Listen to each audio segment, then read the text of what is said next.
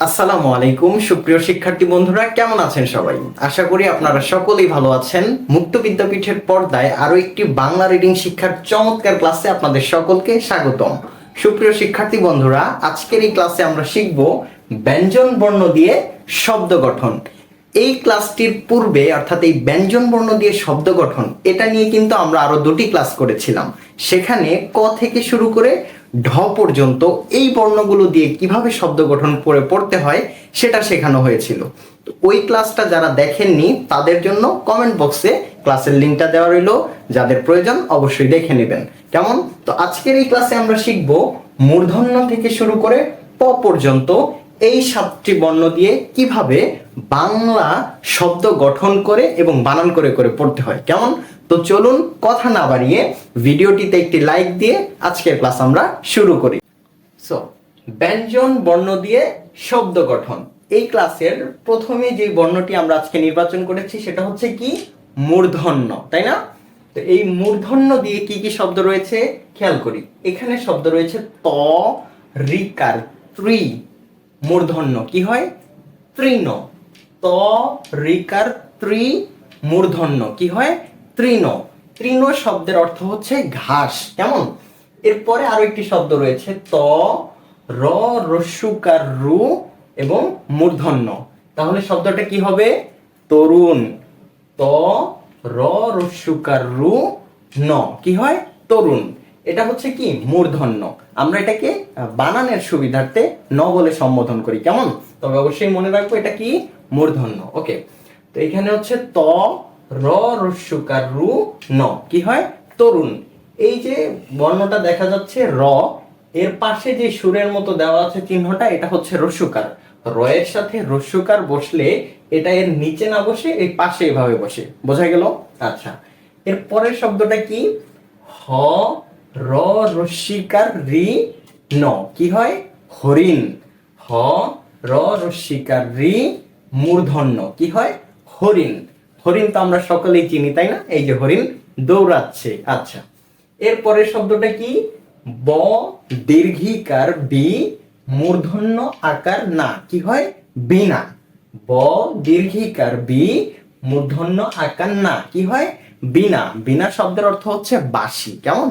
আচ্ছা, তো মূর্ধন্য দিয়ে সর্বশেষ কি শব্দটা রয়েছে গ মূর্ধন্য গণ, ন আকার না কি হয় গণনা। গ মূর্ধন্য গণ, এরপরে ন আকার না কি হয় গণনা। গণনা শব্দের অর্থ হচ্ছে গোনা। আমরা গুনি না 1 2 3 4, হ্যাঁ এটাই বোঝায় কি দিয়ে গণনা দিয়ে। আচ্ছা, তো মূর্ধন্য দিয়ে আমরা কি কি শব্দ পেলাম চলুন একটু পড়ি। তৃণ, ত রিকার ত্রি, মূর্ধন্য কি হয় তৃণ। এরপরে শব্দ পেয়েছি তরুণ, ত র রস্যুকার রু ন কি হয় তরুণ।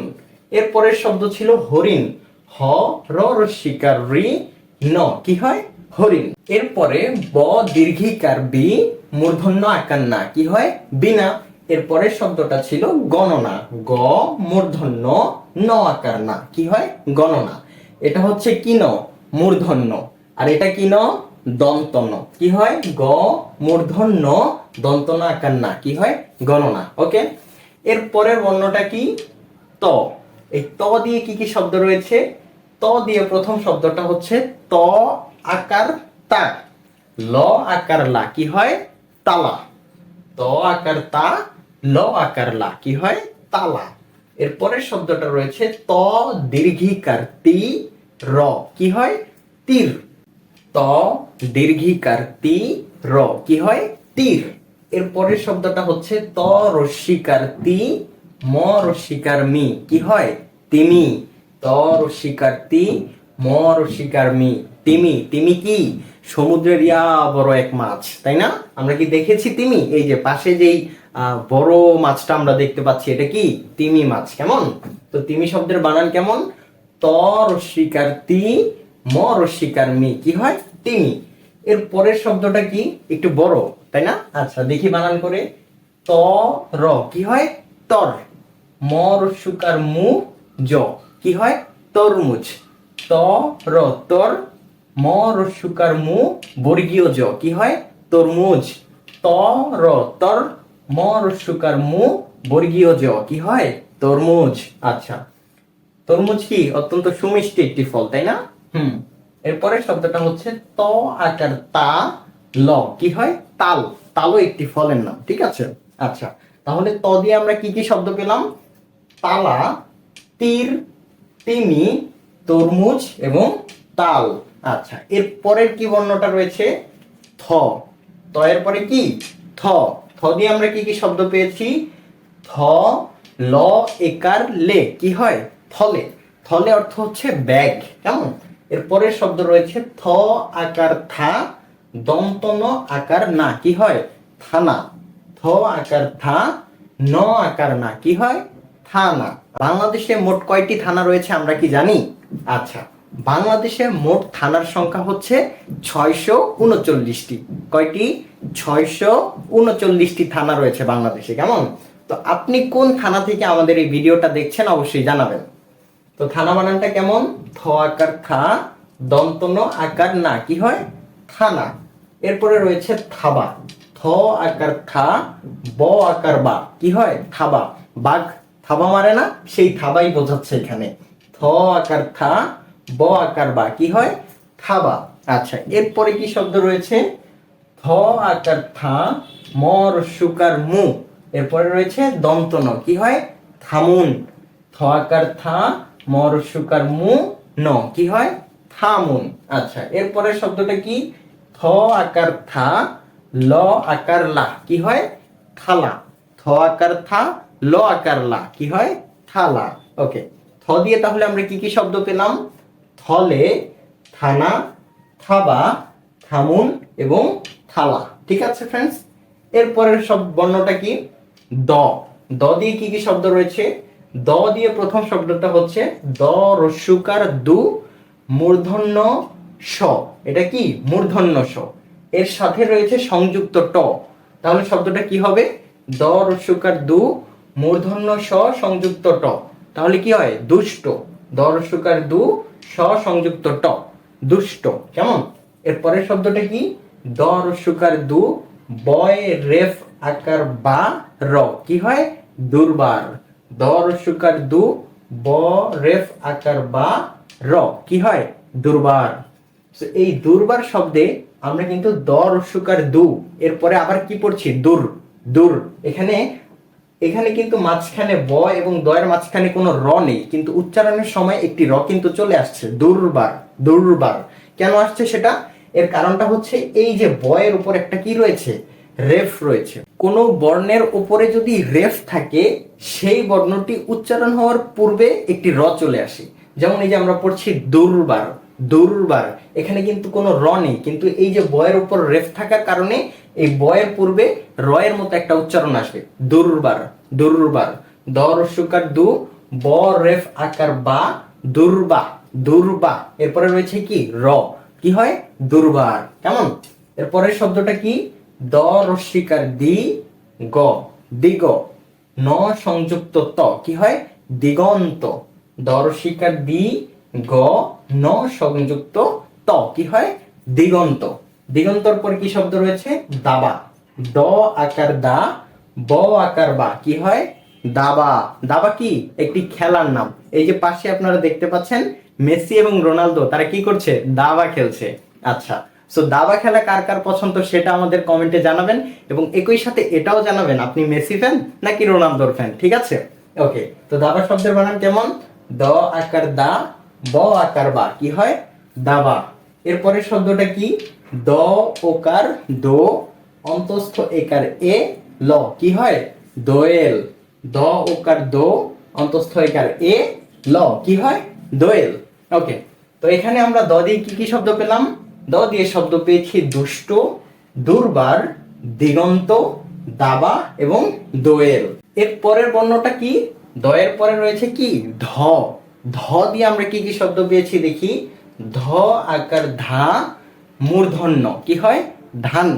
ধ আকার ধা ন কি হয়? ধান। এরপরে কি শব্দ রয়েছে?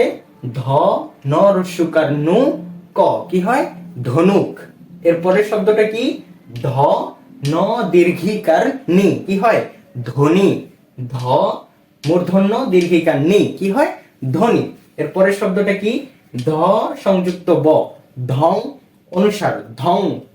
এরপরে কি হয়? ধ্বংস। ধ সংযুক্ত ব অনুস্বর এবং স কি হয়? ধ্বংস। এই যে এই ধ এর সাথে কি রয়েছে? একটি ব সংযুক্ত আকারে রয়েছে। আপনি যখন এই বটা দিবেন না এই ধয়ের সাথে, তখন কিন্তু বানানটা ভুল হয়ে যাবে, ঠিক আছে? ধ্বংস বানানে ধয়ের সাথে একটি ব চলে আসে।